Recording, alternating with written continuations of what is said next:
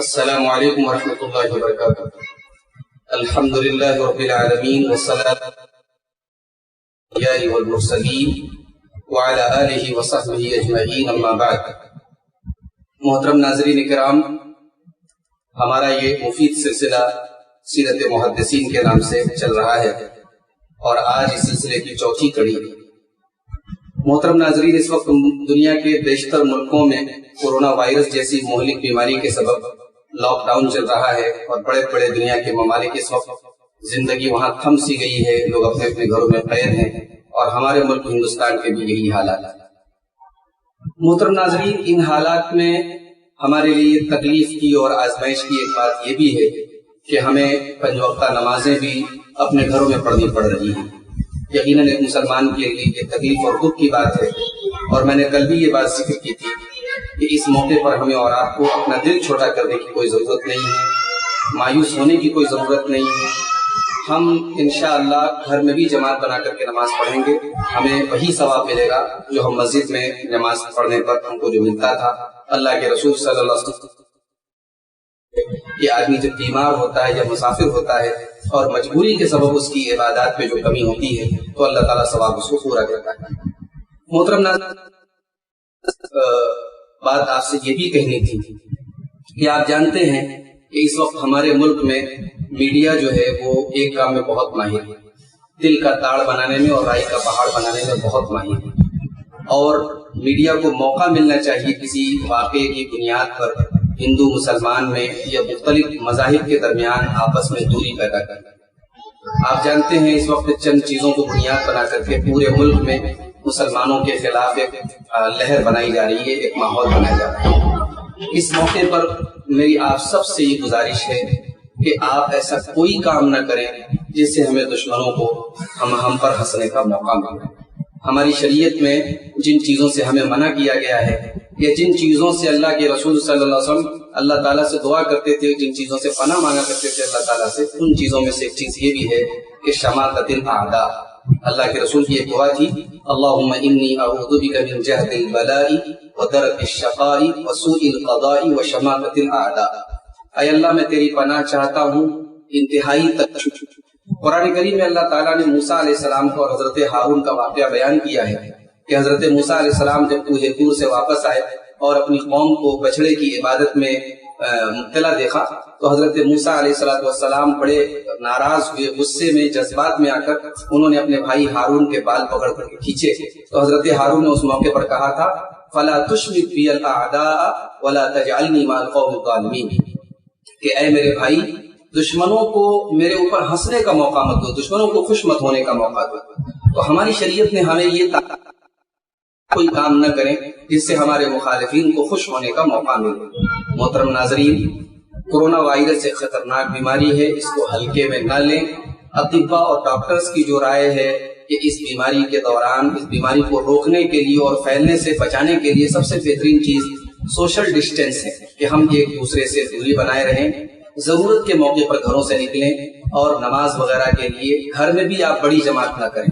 اصل چیز ہے لوگوں کا اجتماع ہونا، لوگوں کا اکٹھا ہونا، اس سے پرہیز کریں تاکہ میڈیا کو جو پہلے ہی ہماری مخالفت میں لگا ہوا ہے اور ہر ایک موقع کی تلاش میں ہے، اس کو آئندہ اس طریقے کا کوئی موقع نہ مل سکے. اللہ رب العالمین سے دعا ہے اللہ تعالیٰ ہمارے تمام مخالفین اور ہمارے تمام دشمنوں کی چالوں کو ناکام کر دے. رب العالمین اس وبا سے، اس مرض سے ہم سب کی حفاظت فرمائے. محترم ناظرین، آج ہم جس شخصیت کی سیرت آپ کے سامنے بیان کرنے جا رہے ہیں وہ ہیں صحیح مسلم، جو حدیث کی 6 مشہور کتابیں ہیں جن کو ہم صحاح ستہ یا کتب ستہ کہا جاتا ہے. اس میں جو دوسرے نمبر کی کتاب ہے صحیح مسلم، اس کے جو مصنف ہیں، اس کے جو مؤلف ہیں امام مسلم رحمۃ اللہ علیہ، ہم ان کی زندگی کے بارے میں کچھ باتیں آپ کے سامنے رکھنا چاہتے ہیں. امام مسلم کی کنیت ابو الحسین تھی اور آپ کا جو نام اور سلسلہ نسب ہے وہ کچھ اس طریقے سے ہے، مسلم بن حجاج بن مسلم بن ورد بن کوشاس. امام مسلم رحمۃ اللہ جو سلسلہ نسب ہے وہ آگے چل کر کے عرب کے ایک قبیلے بنو بشیر سے ملتا ہے. یعنی آپ اگرچہ پیدا ہوئی ایک عجمی ملک میں، آپ کی پیدائش نیشاپور میں ہوئی جو خراسان کا ایک مشہور شہر ہے، اور اس وقت آج کی ڈیٹ میں نیشاپور ایران کے اندر واقع ہے. تو نیشاپور ایک عجمی ملک تھا، ایک عجمی جگہ تھی، لیکن امام مسلم کا جو خاندان تھا اصلاً وہ عربی نسل سے تھے اور قبیلے قشیر بنو قشیر سے ان کا تعلق تھا، اس لیے ان کو قشیری بھی کہا جاتا ہے۔ امام مسلم رحمۃ اللہ علیہ سن 206 ہجری میں، تیسری صدی کے اسٹارٹنگ میں 206 ہجری میں آپ کی پیدائش ہوئی، اور اس زمانے میں علم حدیث کا ایک مرکز تھا نیشاپور جو ہے، وہاں بہت سارے محدثین اور ائمہ فن تھے۔ اس مرکز میں اور اس بہترین ماحول میں جبکہ ہزاروں ائمہ حدیث پیدا ہو چکے تھے، امام مسلم رحمۃ اللہ علیہ کی پیدائش ہوتی ہے۔ امام مسلم رحمۃ اللہ علیہ 12 سال کی عمر میں حدیث کا سماع شروع کر دیتے ہیں، حدیثوں کو سننا اور حدیثوں کی روایت لینا شروع کر دیتے ہیں، اور اس زمانے کے تقریباً تمام بڑے بڑے محدثین سے امام مسلم رحمۃ اللہ علیہ ان سے شاگردی ان کی اختیار کرتے ہیں، ان سے حدیثوں کا درس لیتے ہیں۔ چنانچہ وہاں نیشاپور کے قریب میں رے نام کا ایک شہر تھا، وہاں کے محدثین میں مشہور محدث امام محمد بن مہران اور امام ابو غسان سے حدیث لیتے ہیں۔ عراق میں امام احمد بن حنبل اور امام ابو عبداللہ بن مسلم قعنبی سے حدیث لیتے ہیں۔ حجاز میں امام سعید بن منصور اور ابو مصعب سے حدیث لیتے ہیں۔ مصر میں عمرو بن سوار اور حرملہ بن یحییٰ سے حدیث لیتے ہیں۔ سن 250 ہجری میں جب امام بخاری رحمۃ اللہ علیہ نیشاپور آتے ہیں تو امام مسلم رحمۃ اللہ علیہ جتنے دن تک امام بخاری کا نیشاپور میں قیام رہتا ہے ان سے بھرپور استفادہ کرتے ہیں، بلکہ امام مسلم رحمۃ اللہ علیہ اپنے استاد امام بخاری سے بہت محبت کرتے تھے۔ اور کل کے درس میں ہم نے آپ کے سامنے ذکر بھی کیا تھا کہ ایک مرتبہ عقیدت اور محبت میں اور جذبات میں امام مسلم رحمۃ اللہ علیہ نے اپنے استاد سے یہ بھی کہا تھا کہ مجھے اجازت دیجیے میں آپ کے قدم چوم لوں اے امیر المومنین فی الحدیث، یعنی اتنا بڑا مقام دیتے تھے امام مسلم رحمۃ اللہ علیہ اپنے استاد امام بخاری کو۔ اسی لیے علماء کہتے ہیں کہ امام مسلم رحمۃ اللہ علیہ فن حدیث میں ان کو جو مہارت حاصل ہوئی اس میں بہت بڑا رول امام بخاری کا بھی، اسی لیے امام دارقطنی کہتے ہیں لولا البخاری ما راح مسلم، اگر بخاری نہ ہوتے، اگر امام بخاری نہ ہوتے تو امام مسلم کا کوئی وجود نہ ہوتا۔ محترم ناظرین، ان تمام اساتذہ کے علاوہ امام مسلم رحمۃ اللہ علیہ نے حضرت امام اسحاق بن راہویہ، یحییٰ ابن یحییٰ نیشاپوری، ابراہیم ابن المنذر، ابو بکر ابن ابی شیبہ وغیرہ جیسے کبار محدثین سے اور بڑے بڑے حفاظ حدیث سے استفادہ کیا۔ محترم ناظرین، امام مسلم رحمۃ اللہ علیہ ایک ایسے ماحول میں پیدا ہوئے جب محدثین کی کمی نہیں تھی، علم حدیث کے ماہرین کی کمی نہیں تھی۔ ان ہزاروں لوگوں کے بیچ میں اپنی ایک انفرادی شان اور اپنی ایک شناخت بنانا یہ بہت بڑا کام ہے، لیکن امام مسلم رحمۃ اللہ علیہ نے اپنی غیر معمولی صلاحیت اور اپنی قابلیت اور اپنی قوت حرص کی بنیاد پر اپنے تمام معاصر ان کے دور کے جتنے علماء اور ائمہ تھے ان کے درمیان اپنا ایک امتیازی مقام بنا لیا، یہاں تک کہ آپ کے اساتذہ بھی آپ کے گرویدہ تھے، آپ کے اساتذہ بھی آپ کی بڑی قدر کرتے تھے۔ امام اسحاق ابن راہویہ جو آپ کے اساتذہ میں سے تھے اور اس فن کے حدیث کے ہم تھے، وہ آپ کے بارے میں کہا کرتے تھے ای رجل یقوم ھذا، یعنی یہ انسان کس مقام پر فائز ہوگا، یہ امام اسحاق ابن راہویہ کے الفاظ۔ اسی طریقے سے امام ابو زرع اور امام ابو حاتم جو خود بہت بڑے محدثین تھے، وہ لوگ وہ معرفت حدیث کے سلسلے میں لوگوں کو ریفر کرتے تھے امام مسلم رحمۃ اللہ علیہ۔ محترم ناظرین، کہتے ہیں کہ انسان جتنے بھی اونچے مقام پر فائز ہو جائے، اگر اپنے دور کے اس فن میں جس فن میں ایک انسان ہے اس فن کے دوسرے لوگوں کے ساتھ اس کی تھوڑی بہت انبن ضرور ہو جاتی ہے، جس کو ہم اردو میں کہتے ہیں معاصرتی چشمہ، یعنی آپس میں ایک تھوڑی کھینچا تانی اور اپنے دور کے لوگوں کی نہیں کرتا، لیکن الحمدللہ امام مسلم رحمۃ اللہ علیہ کا دامن ان تمام چیزوں سے پاک تھا۔ امام مسلم رحمۃ اللہ علیہ اپنے معاصر تمام محدثین کی بڑی قدر کرتے تھے، اور ایسا ان کے بارے میں کوئی ریکارڈ نہیں کہ انہوں نے کبھی بھی کسی بھی محدث کے اوپر اس لیے جرح کی ہو یا اس لیے تنقید کی ہو کیونکہ وہ ان کے معاصرین میں سے تھے، بلکہ اپنے دور کے محدثین سے استفادہ کرنے میں امام مسلم بہت آگے تھے۔ جیسا کہ ابھی میں نے ذکر کیا کہ امام بخاری رحمۃ اللہ علیہ جو ان کے معاصرین میں سے تھے، ان کے دور میں کے علماء ائمہ میں سے تھے، جب امام بخاری ان کے وطن آئے، نیشاپور آئے، تو امام مسلم رحمۃ اللہ علیہ جو خود ایک اس فن کے امام تھے، انہوں نے امام بخاری کی شاگردی اختیار کی اور ان سے بھرپور استفادہ کیا۔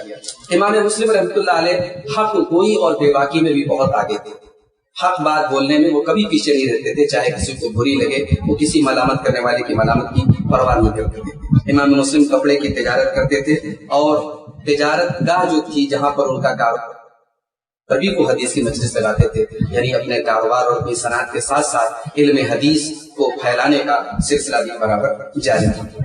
اب آئیے امام مسلم رحمۃ اللہ علیہ کی تصانیف پر آپ نے کون کون سی کتابیں دی؟ امام مسلم کی سب سے مشہور جو کتاب ہے اس کو ہم صحیح مسلم کے نام سے جانتے ہیں اور جس کو الجامع الصحیح بھی کہا جاتا ہے۔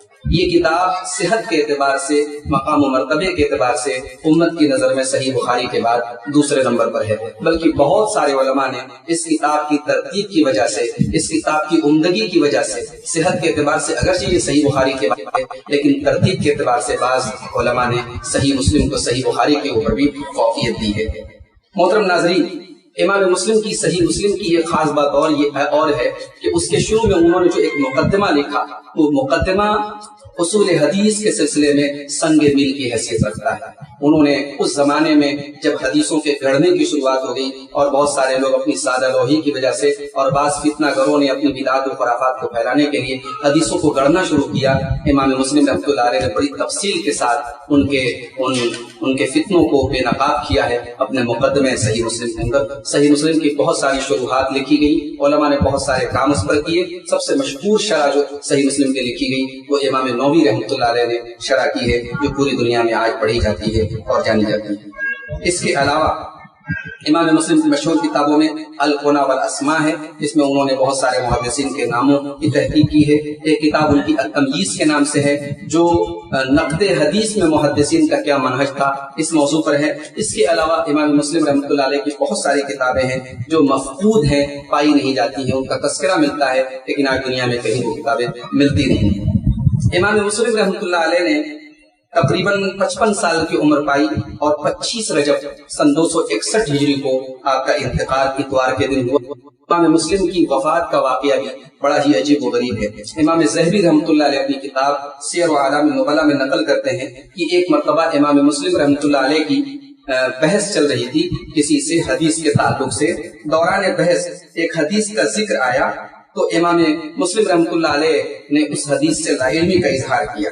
اس کے بعد وہ اپنے گھر گئے اور اس حدیث کو تلاش کرنے لگے، چراغ جلایا اور اس حدیث کو تلاش کرنے لگے اور اپنے گھر کے تمام لوگوں سے کہا کہ لا يدخل احد منکم هذا البیت، میرے کمرے میں کوئی داخل نہ ہو۔ اپنے مخصوص کمرے میں جہاں ان کی کتابیں رکھی تھی، ان کتابوں سے اس حدیث کو تلاش کرنے کے لیے امام مسلم نے گھر کے تمام فیملی ممبرز کو منع کیا کہ میرے کمرے میں کوئی داخل نہ ہو اور چراغ جلا کر کے حدیث تلاش کریں۔ گھر والوں نے کہا کہ ٹوکری میں کسی نے تحفے کے طور پر کھجوریں بھیجی ہیں۔ امام مسلم رحمۃ اللہ علیہ نے کہا ٹھیک ہے، وہ ٹوکری مجھے دے دیں۔ امام مسلم رحمۃ اللہ علیہ کھجور کھاتے رہے، حدیث تلاش کرتے رہے، پوری رات بیت گئی، صبح ہوئی، فجر کا وقت ہوا، حدیث مل گئی لیکن دوسری طرف کھجوریں ختم ہو گئی۔ اور امام ذہبی کہتے ہیں امام حاکم کے حوالے سے کہ ثقہ اصحاب نے اور ثقہ راویوں نے یہ کہا کہ امام مسلم رحمۃ اللہ علیہ کا انتقال اتنی زیادہ کھجور۔ محترم ناظرین، اس واقعے میں ایک طرف ہمارے لیے عبرت بھی ہے کہ امام مسلم رحمۃ اللہ علیہ کی اس طریقے سے موت ہوئی، تو دوسری طرف ایک بہت بڑی نصیحت ہے کہ علم حدیث کا ایسا شوق تھا، ایسی لگن تھی کہ حدیث سیکھنے اور حدیث تلاش کرنے میں ان کو جو ہے اس بات کا بھی احساس نہیں ہوا کہ میں کتنی کھجوریں کھا گیا۔ جیسے آج ہمارے بہت سارے نوجوان موبائل میں لگے رہتے ہیں، سوشل میڈیا میں لگے رہتے ہیں، اذان ہو رہی ہے، نماز کی کوئی فکر نہیں ہے، گھر کے بہت سارے کام پینڈنگ ہیں لیکن انہیں کوئی فکر نہیں۔ ایسا تعلق اور ایسا شوق ان کو اس کے ساتھ وابستہ ہے۔ محترم ناظرین، ان محدثین کو تقریباً ویسا ہی شوق علم حدیث کے ساتھ تھا۔ اب آئیے آخری چیز جو ہم آپ کے سامنے بیان کرنا چاہتے ہیں کہ امام مسلم رحمۃ اللہ علیہ کے بارے میں علماء امت کے کمنٹ کی رائے کیا ہے۔ ان کے زمانے کے جو مشہور ائمہ ہیں انہوں نے امام مسلم کے بارے میں کیا کہا ہے۔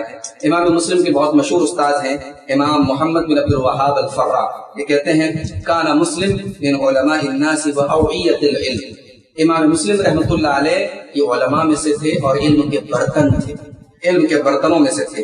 ما علمتہ الا خیرا، کہتے ہیں کہ جہاں تک میں جانتا ہوں امام مسلم رحمۃ اللہ علیہ سراپا خیر ہی خیر ہیں۔ امام ابن الصلاح جو خود بہت بڑے محدث ہیں اور اصول حدیث کے بہت بڑے ماہر ہیں، کہتے ہیں رفعہ اللہ تبارک و تعالی بکتابہ الصحیح الی مناط النجوم، امام مسلم رحمۃ اللہ علیہ کو صحیح مسلم کی بدولت اللہ تعالیٰ نے ستاروں کے جیسی بلندی عطا فرمائی۔ وصار اماما حجتا یبدأ ذکرہ ویعاد فی علم الحدیث، کہتے ہیں کہ آپ علم حدیث میں امام ہیں اور حجت ہیں، آپ کا ذکر اگر ایک بار چھڑ جاتا ہے علم حدیث کے اندر پھر بار بار آتا ہے۔ وَذَلِكَ فَضْلُ اللَّهِ يُؤْتِيهِ مَن يَشَاءُ، اور یہ اللہ تعالیٰ کا فضل ہے، اللہ جس کو چاہتا ہے نوازتا ہے۔ امام بندار کہتے ہیں الحفاظ اربعۃ، حدیث کے حفاظ، حدیث کے حافظ چار ہیں، ابو زرع و محمد بن اسماعیل و الدارمی و مسلم۔ چار کون ہیں؟ امام ابو زرع ہیں، امام بخاری ہیں، امام الدارمی ہیں، اور امام مسلم رحمۃ اللہ علیہ ہیں۔ امام نووی کہتے ہیں، جنہوں نے صحیح مسلم کی سب سے بہترین شرح لکھی ہے، کہتے ہیں احد اعلام ائمۃ ھذا الشان وكبار المبرزين وأهل الحفظ والإتقان والرحالين في طلبه إلى أئمة الأقطار والبلدان والمعترف بها بالتقدم فيه بلا خلاف عند أهل الحذق والإرفان۔ امام نووی کہتے ہیں کہ امام مسلم رحمۃ اللہ علیہ اس فن کے مشہور ائمہ میں سے ہیں اور اہل حفظ و اتقان میں سے ہیں۔ آپ کی میموری، آپ کا حفظ، آپ کی یادداشت بہت زبردست تھی۔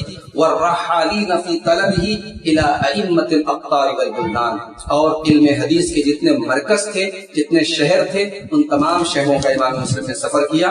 والمعترف بها بالتقدم فیہ، اور امام مسلم رحمۃ اللہ علیہ کے مہارت کا اور علم حدیث میں ان کے آگے ہونے کا اعتراف تمام لوگوں نے کیا ہے، بلا خلاف عند اہل الحذق والعرفان، جن کو بھی علم حدیث کی معرفت حاصل ہے اور ان کے ماہر ہیں، انہوں نے امام مسلم کے مہارت کا اعتراف کیا ہے۔ محترم ناظرین، یہ مختصر سی سوانح حیات کہہ سکتے ہیں، مختصر سی سیرت کہہ سکتے ہیں، ہم نے امام مسلم رحمۃ اللہ علیہ کی آپ کے سامنے بیان کی۔ انشاءاللہ کل پھر اسی وقت آپ سے ملیں گے، اسی دوسرے محدث کی سیرت آپ کے سامنے بیان کریں گے۔ یہ مفید سلسلہ اس لیے شروع کیا گیا کہ ہم ان کتابوں کے نام بار بار سنتے ہیں، ان محدثین کی روایت کی ہوئی حدیثوں کو بار بار پڑھتے ہیں، ان محدثین کی زندگی کیسی تھی اس کو ہم تھوڑا سا سمجھیں تاکہ علم حدیث کی محبت ہمارے دلوں میں پیدا ہو اور ان محدثین کی قربانیوں کا احساس ہمارے اندر پیدا ہو۔